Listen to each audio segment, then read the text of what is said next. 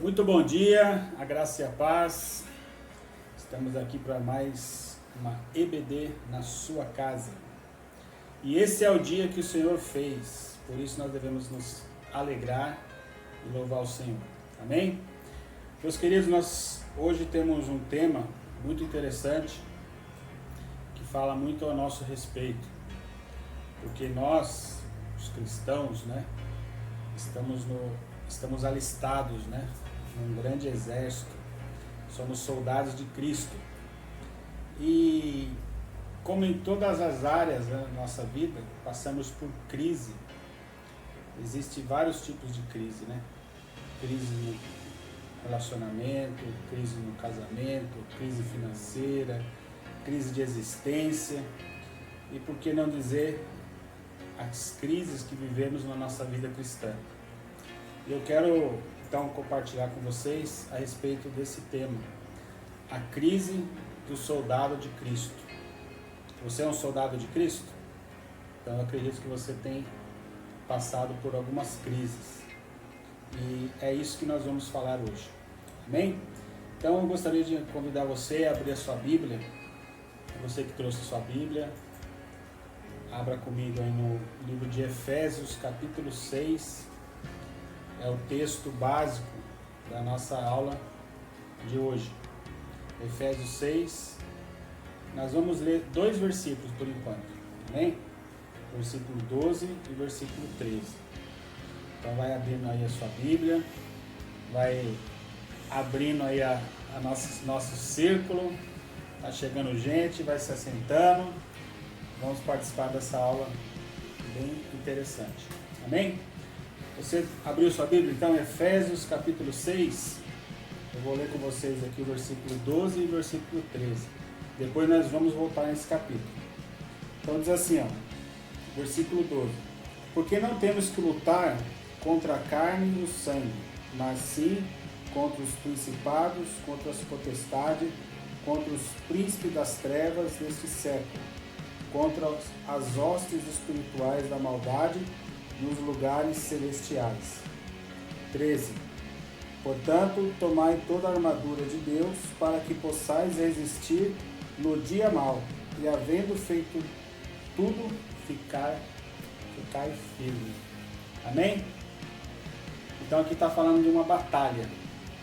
E para refletirmos sobre isso, sobre a batalha, nós vimos que toda batalha, toda guerra, precisa se ter um bom general, porque se não tiver um bom general, geralmente o exército vai perder a batalha.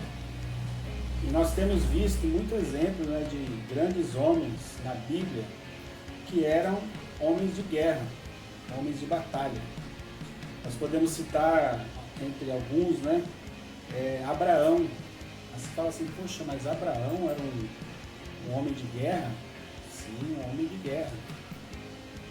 Eu tenho para mim, quando fala de Abraão, não sei você, mas eu penso assim, um senhor calmo, um senhor meio que tranquilo, para aparência assim bondosa, mas ele era um homem de guerra? Era um homem de guerra. Você vai ler depois na sua casa. Lá em Gênesis capítulo 14, versículo 20, relata um episódio em que vários reis, povos, entraram numa batalha muito, assim, batalha horrenda. Entre eles lá uma briga, uma confusão, e vai daqui, vai de lá, vários reis brigando entre si. E de repente eles iam tomando posse, eles iam avançando e chegaram a guerrear contra Sodoma e Gomorra. E o povo de Sodoma e Gomorra perdeu a batalha e esses reis levaram cativo o povo, e entre o povo estava Ló. Quem se lembra de Ló? O sobrinho de Abraão. E o povo levou eles cativos, levou todos os seus bens, suas mulheres, seus povos, enfim, foram cativos. E essa história chegou para Abraão. Abraão estava lá tranquilo, de boa, Chegaram lá e falaram assim, Abraão, o povo levou seu sobrinho embora, preso. Abraão balançou a cabeça assim, disse, não, eu tenho que ir lá buscar meu sobrinho. Aí o que ele fez? Juntou ali dos seus empregados, o pessoal que morava com ele, 318 homens. Armou esses homens com espada, né, tudo mais. Formou ali um exército, né. Ele era um homem de Deus, ele era um homem que seguia a orientação de Deus. Então ele tinha como seu general o Senhor dos Exércitos. E ele foi com esse pequeno exército, né, em número, foi lá e buscou tudo que ele guerreou contra esses reis que já estavam poderosos, né? Trouxe de volta o seu sobrinho Jó, os seus pertences, seus animais, trouxe tudo embora, né? Foi lá, buscou o que era dele. E o rei, né, de Sodoma e Gomorra, que tinha perdido a batalha, foi até lá Abraão. Nossa, Abraão, você venceu a guerra, você é um homem poderoso, né? Começou lá a bajular Abraão, e Abraão falou assim, né? Não queria muita conversa com ele. Ele falou assim, pode ficar com todos os bens, só me dá os povos, né, de volta. E Abraão falou assim, eu não quero nada disso aqui, senão você vai dizer que eu me enriqueci por conta sua, né?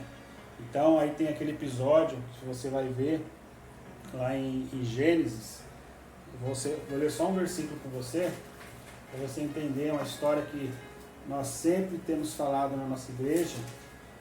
O pastor Cílio sempre tem ensinado a igreja a respeito disso. Você vai se lembrar. Gênesis 14, versículo 20. Quando Abraão voltou dessa batalha, ele trouxe tudo que ele tinha pegado, né, os despojos desses povos, né, nessa batalha. No versículo 20, você vai ler na sua casa o capítulo inteiro ali, e diz assim, vou ler só o 18, a partir do 18. E Melquisedeque, rei de Salém, trouxe pão e vinho, sendo que este era sacerdote do Deus Altíssimo, e abençoou, dizendo, bendito seja Abraão pelo Deus Altíssimo, o possuidor dos céus e da terra. Versículo 20. E bendito seja o Deus Altíssimo, que entregou os teus inimigos nas tuas mãos, e Abraão deu-lhe o dízimo de tudo. Amém? Lembrou desse versículo? Então essa história, né, que se encontra lá em Gênesis, nos mostra que Abraão era um homem de guerra. Outras histórias, irmãos, eu não vou entrar em todas elas, mas para lembrar os nomes, né? Josué foi um homem que batalhou quando eles tomaram posse da terra prometida. Aquela terra ela era habitada, né? Então eles tinham que ir lá e tomar posse não simplesmente falar assim, entramos na terra e está tudo bem. Não, eles teve que tomar. Então ele era um homem, se você for lá ver em Josué capítulo 11, tem a história nas conquistas que Josué teve com o exército. Outro grande nome, né, que nós nos lembramos é Gideão, que Deus escolheu ele para vencer, né, seus inimigos, e ele formou um exército. No início era um número grande, Deus foi mandando ele diminuir aquele exército, e com 300 homens ele venceu a batalha, né? Por quê? Porque ele tinha um grande general no comando. E outros nomes, como Davi, não poderia deixar de dizer, né? Nós conhecemos as histórias de Davi, um grande homem de Deus, que se punha à frente das batalhas, né? Guiado por Deus, e vencia todas elas. Então, eu até criei uma frase aqui em cima disso, que diz assim, na frente de um grande exército vencedor, sempre tem um grande general. Então, para que o exército seja vencedor, tem que ter um grande general. Então eu quero dizer para nós, né, para mim e para você, que nós precisamos escolher o nosso general, porque nós estamos diante de uma batalha constante. Então nós temos que ter um grande general. Amém? Então no ponto 1 dessa lição, diz assim que nós devemos fazer a escolha. Escolher um grande líder de guerra. Então como que nós iremos escolher esse grande líder? A maioria das guerras que teve, né, no decorrer da história, sempre teve um grande nome. E ele era o quê? Era um homem astuto, era um homem que tinha estratégia, era um homem de experiência, né, que geralmente comandava esses exércitos. Então você que foi ali frequentou a escola ali, as aulas de história, você deve ter ouvido falar. Pensa aí num grande general que você ouviu falar já lá na escola que você estudou lá. Lembrou? Fala aí, deixa eu ver. Deixa eu ouvir melhor. Mas você vai se lembrar, quer ver? Quem já não ouviu falar de Alexandre o Grande, né, um grande general de batalhas que guerreava, que tomava posse das nações? Outro grande nome na história é Júlio César, né? Foi um grande general de guerra. Outro nome bem assim, conhecido, pelo menos de nome, né, que nós ouvimos falar, de Napoleão Bonaparte, né? Era um grande general também de guerra. Então, meus queridos, para nós, né, sermos vencedor, nós temos que fazer as escolhas certas. Porque se nós escolhermos errado, nós temos uma grande chance de perder a batalha. Então nós não podemos vacilar. Então qual seria a nossa escolha? A escolha correta para nós sermos vencedores. Mas antes de você fazer sua escolha, eu preciso dizer algo para você. Todas essas guerras que nós citamos, até mesmo as guerras, né, que nós ouvimos na história da Bíblia, geralmente são guerras que tinham os interesses, né? Por exemplo, era tomar posse de terra, era muitas vezes causa política, não é assim? Era causa que as pessoas, razões políticas, financeira, a pessoa tomar posse mesmo das terras e se tornando poder, que isso significava poder. Mas a nossa guerra, como cristãos, né? A nossa guerra não é esse tipo de guerra. Qual que seria a nossa guerra que nós temos travado todos os dias? A guerra do cristão não é a guerra material, é uma guerra espiritual, né?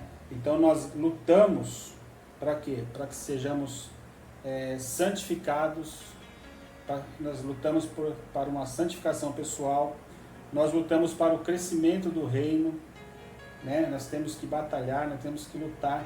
Então a nossa guerra não é contra o nosso irmão, não é contra o nosso vizinho, né? Nós não temos que lutar contra a carne ou sangue, como nós lemos no versículo. A nossa guerra é espiritual. Então nós temos que fazer a nossa escolha. E quem nós vamos escolher para ser o nosso general? Eu tenho uma dica para você.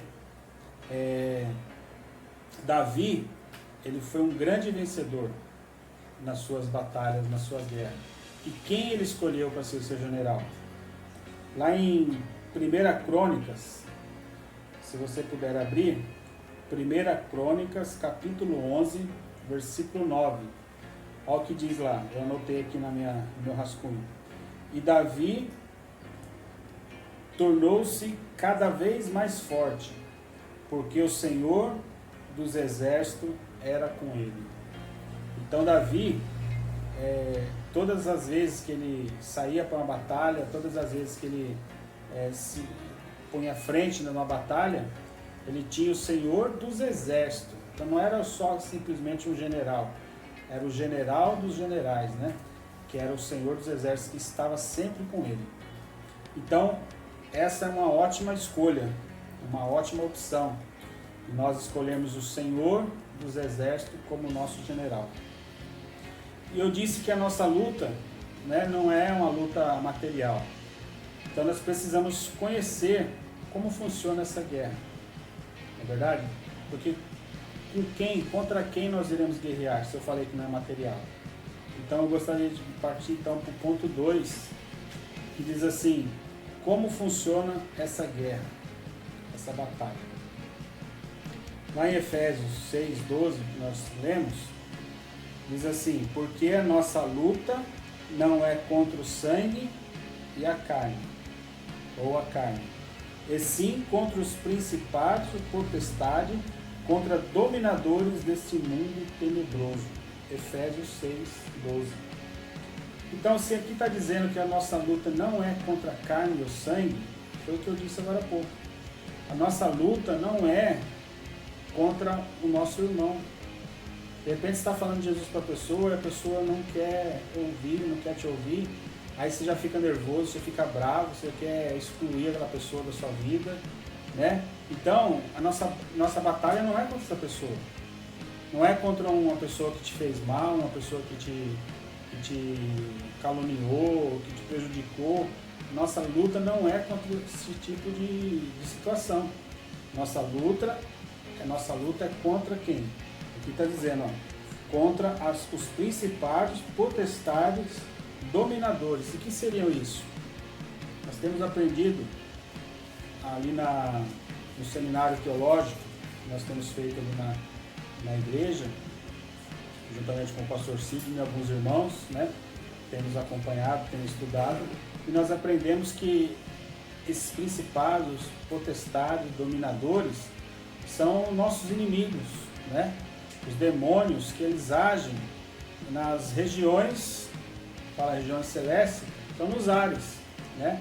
Então assim, o inimigo, irmãos, ele só vai agir, a força do mal só vai agir na vida do homem se ele der legalidade, né? Se ele der autoridade para que ele venha e haja. Então assim, o que seriam esses principados dominadores? São forças demoníacas que atuam em determinados lugares, por exemplo, numa cidade, nós aprendemos, né?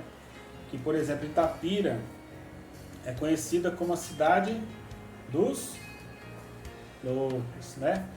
E, infelizmente, irmãos, talvez tem pessoas até que se orgulham disso, né? Fala assim, nós temos o maior hospital psiquiátrico da América Latina. Fala assim como se fosse um orgulho de falar isso, né? É uma tristeza, né, irmãos? A gente ter esse rótulo, né? Por quê? Porque nós sabemos que isso é uma potestade, dominadores que tem agindo sobre essa cidade, né? Legalidade que foi dada, né? Aprendemos que quando uma cidade, por exemplo, ela tem um padroeiro, a cidade adota, né, vamos dizer assim, ela está dando legalidade para que esse principado venha agir, dominar nas regiões celestiais sobre essa cidade. Então, opressão, né, potestade, tudo que inclui na cidade, suicídio, vícios, tudo isso é uma legião demoníaca que atua sobre essa cidade. Em outra cidade é outro tipo de legião, em outra cidade é outro dominador. Então a nossa batalha é contra isso. Nossa batalha não é contra humanos, né? Não é contra pessoas, é contra esse tipo de situação, né? Que atua sobre a cidade, sobre a vida das pessoas. Então quando uma pessoa vem até você, muitas vezes até te caluniando, te prejudicando, você tem que entender que há por trás disso uma atuação maligna, né? Que está usando aquela pessoa, talvez sem ela saber, para te prejudicar. Então você tem que brigar com essa pessoa? Não, você tem que brigar contra quem está usando ela para agir contra você. Tem um episódio até, se não fosse trágico, seria até engraçado, né? Uma vez eu estava trocando turno com um amigo meu no trabalho, eu cheguei, ele estava meio agitado, né? Meio nervoso, e ele é cristão, né? E assim, dentro da empresa tinha aquela, vamos supor, o pessoal falava dele, criticava ele, né? Sempre existe isso, né, irmão? Só que o irmão aquele dia ele estava agitado. Cheguei para trocar o turno com ele assim, agora eu tô cansado disso. Eu disse, o que foi, irmão? O que está acontecendo? Não, cansei dessas perseguição. Agora a minha oração é essa: Deus, abre cova. Eu disse, o que é isso, irmão? Abre cova? Não, vai matar, Deus vai matar tudo. Todos os meus inimigos, eu estou abrindo para Deus abrir cova e matar tudo. Eu disse, o que é isso, irmão? Calma, né? Aí eu lembrei desse versículo: a nossa luta não é contra carne ou sangue, Nós temos que lutar contra aqueles, né, que estão usando as pessoas para nos atingir, para nos afligir, né? Então nós temos que ter isso em mente, que a nossa batalha não é contra a carne e o sangue, ou seja, não é contra pessoas, é contra as potestades, né? Os dominadores que atuam sobre a vida dessas pessoas, muitas vezes sem elas saber. E infelizmente, irmãos, é até, né, triste dizer isso, mas até pessoas que nós amamos, pessoas da nossa família, que talvez não conhecem Jesus ainda, às vezes, né, o inimigo usa ela de uma forma, sem mesmo ela saber que está sendo usada, para nos prejudicar, para nos entristecer, né? Então nós temos que ter sabedoria, conhecer nosso inimigo, né? Saber como ele atua para que nós possamos vencê-lo, né? Então a gente tem que ter isso em mente. Então essa batalha, essa guerra funciona desse jeito. Só que nessa batalha nós não podemos vencer com as nossas forças, com as nossas próprias forças. Nós temos o quê? Que buscar em Deus as nossas forças, as nossas armas. E tem um versículo muito interessante, 2 Coríntios capítulo 10, versículo 4. Diz assim, ó: porque as armas da nossa milícia, ou seja, da nossa batalha, não são carnais, mas sim poderosas em Deus para a destruição das fortalezas. Vou repetir. Porque as armas da nossa milícia não são carnais, mas sim poderosas em Deus para a destruição das fortalezas. Ou seja, irmãos, a nossa batalha, a nossa luta, nós não vamos conseguir por nossas próprias forças. Se você for usar as suas próprias forças, você vai entrar em conflito, você vai entrar em confusão, em discussão, né? E não é essa a estratégia que Deus, o general, tem para a sua vida. Lembra o que eu falei? Para vencermos uma batalha, temos que ter um general que nos dá a estratégia certa, a maneira certa de lutar. Imagina assim, se o comandante fala assim, ó, pegue a sua espada, o seu capacete, a sua couraça e vai nessa direção. Aí você, eu vou para essa direção. Aí você vai nessa direção, dá de cara com o exército sozinho, e aí como você vai batalhar? Você vai perder a guerra. Então você não deu ouvido ao seu general. Então eu quero entrar agora no ponto 3 e convidar você a vestir a armadura de Deus. Então se você já sabe que nós estamos numa guerra, precisamos de um general, agora você já conheceu como que essa guerra é, e você sabe que ela é espiritual, então você tem que aprender, nós temos que aprender e nos revestir, né, dessa armadura de Deus, que Ele vai nos dar o quê? Condição para lutarmos essa guerra espiritual. Amém?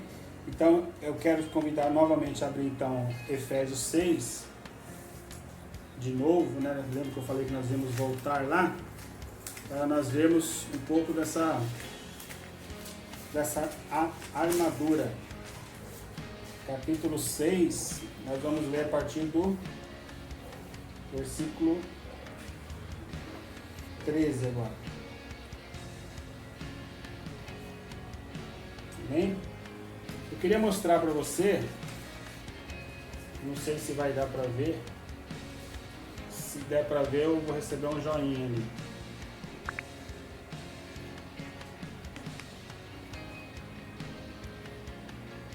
Soldado, tá vendo aí o soldadinho? Isso representa um soldado romano, né? Então esse versículo, esse capítulo 6 de Efésios, Paulo escreve ele, né? E então o povo cristão daquela época, ele sabia muito bem como era um soldado romano, porque eles estavam sob o domínio romano, né? Então via-se muito soldado romano. Então ele usou essa, vamos dizer assim, essa figura, né, ilustrativa, para que o povo viesse a entender do que ele estava falando. Senão ele ia falar de uma coisa que as pessoas não estavam compreendendo, ficava difícil de entender. Então ele usou essa figura, né, do soldado romano ao descrever esses versículos.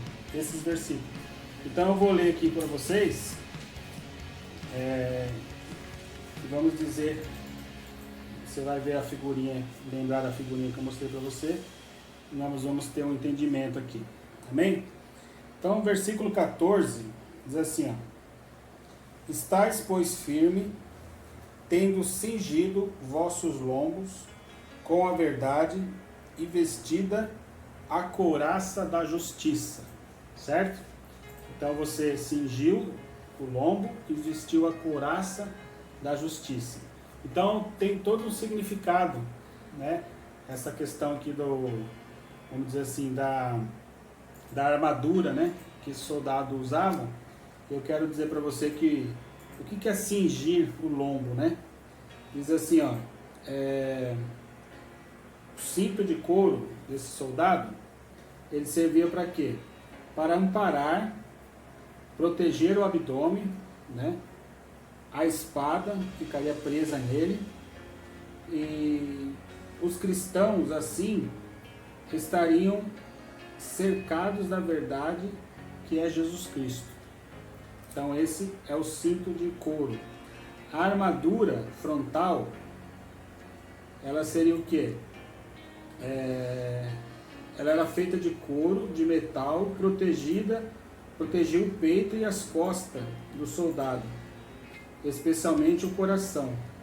Um cristão de coração justo está protegido contra as tentações de Satanás. Então essa armadura, né, que protegia o peito, principalmente o coração, ela tem um significado, né? Que o cristão, quando ele protege, tem o seu coração protegido, ele é guardado por Deus, né? Então, versículo 14. Versículo 15 diz assim: calçado os pés na preparação do evangelho da paz.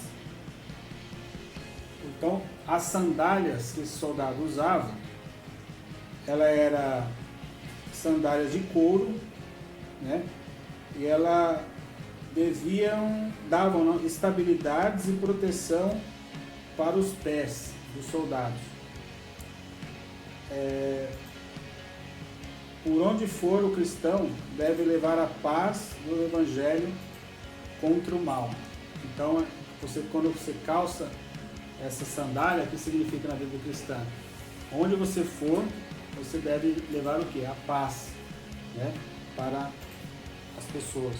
No versículo 16, diz assim: tomando sobretudo o escudo da fé, com o qual podereis apagar todos os dardos inflamados do maligno. Irmãos, o escudo da fé, o escudo do soldado, ele era feito de madeira e ferro. E geralmente ele era grande o suficiente para proteger o soldado. Quando o soldado estava na batalha, ele usava o seu escudo, e o tamanho dele era praticamente, cobria quase todo o corpo do soldado. E assim deve ser a fé do cristão. Ela tem que ser firme e forte o suficiente para te proteger das batalhas, dos dardos inflamados do maligno. Porque sempre o inimigo vai estar lançando dardos contra a nossa vida. Então, se a nossa fé não for suficiente para nos proteger, nós seremos atingidos pelo nosso inimigo. E no versículo 17, diz assim: tomai também o capacete da salvação e a espada do Espírito, que é a palavra de Deus. Então, o capacete do soldado, ele protegia a cabeça das flechas e das pedras. Então, a cabeça do cristão está protegida quando seus pensamentos são governados por Cristo, o Salvador. E a espada? A espada é a arma de luta forjada em metal para combate, corpo a corpo. A única arma ofensiva do cristão é a palavra de Deus. Então veja bem, na batalha ele usava a espada, que era usada na batalha corpo a corpo.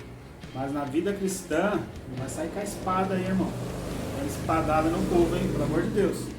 Qual que é a espada do cristão? É a Bíblia. Então você tem que ter a Bíblia afiada, né? Você conhecer a palavra de Deus, por isso a importância da escola bíblica dominical. Você está aprendendo a palavra de Deus para você ter argumentos, para você ter como batalhar. De repente uma pessoa vem com um argumento contra você e você tem como argumentar a respeito disso.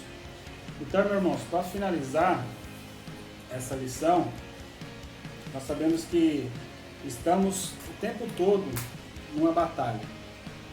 Dentro do cristão, né, a nossa mente, existe uma batalha constante entre a carne e o espírito. Então o inimigo sempre vai estar colocando coisas diante de nós, situação que não condiz com a vida cristã, e nós temos que fazer as nossas escolhas. Então isso também é uma batalha espiritual.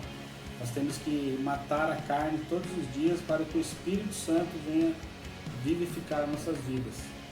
Então essa palavra que eu gostaria de compartilhar com você, para que nós viéssemos refletir sobre isso. Então você faça isso na sua casa, pega a sua Bíblia, tem as referências, volta aí no vídeo se você puder, pega as referências, medite, estude a palavra do Senhor. Estamos vivendo os dias difíceis, né? E temos tido essa oportunidade de estar aprendendo um pouco da palavra do Senhor. Então não despreze essa oportunidade, que você venha compartilhar com alguém, com algum amigo seu, compartilhe o link lá para que ele também tenha essa oportunidade, né? Eu tenho ouvido vários testemunhos de pessoas distantes, né, que têm visto, né, assistido o vídeo e aprendido um pouco da palavra do Senhor. Isso é muito bom, isso glorifica o nome do Senhor. Amém? Deus abençoe a sua vida, que você tenha um ótimo domingo, uma ótima semana, em nome de Jesus. Abraço.